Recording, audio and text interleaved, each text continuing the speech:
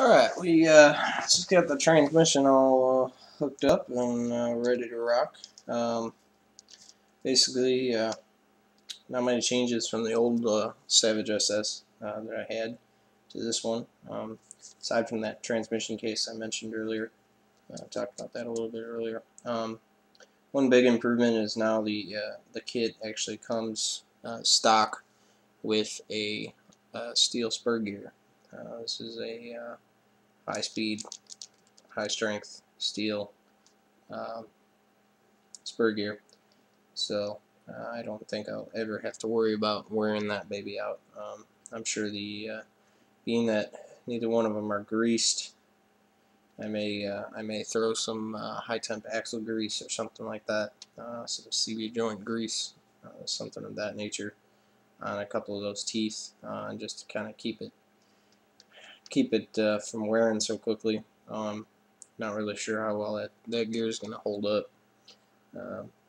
It's kind of always been that the plastic gear takes all the wear and you never really wear out clutch bells, but I would think that those two gears meshing might run into some issues. So at least being out in the open, can't really grease them too heavily because you're going to end up with dirt and dust collecting, and then of course we have an abrasive condition. So so we'll see how that turns out. As you can see, the one-way action of the two-speed turns one way, won't drive the other way.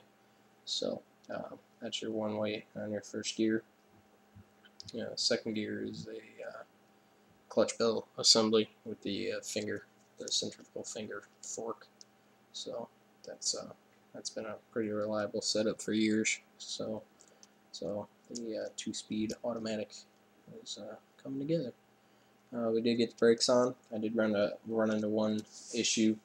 HPI includes some very tiny, very thin 4mm washers, and then some larger, thicker 3mm washers for this brake assembly, and these two screws screw down in, and they actually pass through. You can't really see them because they're black, but they pass through two shouldered standoffs that come all the way up through all three of these stacks of plates here that pinch the dual brake discs.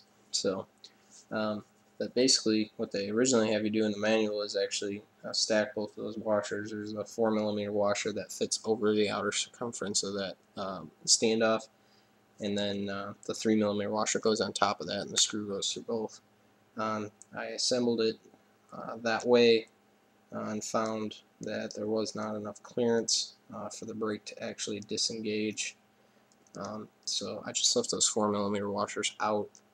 We'll see how the brake performance goes, but as of right now, even without any kind of rod to actuate the brake lever, even just twisting it by finger, those brakes lock up pretty tight. So I don't really think we're going to have much of an issue with the brakes not actuating because of those washers not being there. So and obviously, I mean, you could trim it out a little bit with the radio, so I'm not too worried about it. I think it'll turn out pretty well. So anyway, so that's another update. She's coming together. We're gonna get looks like next we're gonna get those chassis plates mounted up, get the transmission and the chassis plates, and start really watching this truck come together. So it's gonna get pretty exciting in the next few hours or so. So we'll see what happens. We'll see y'all soon.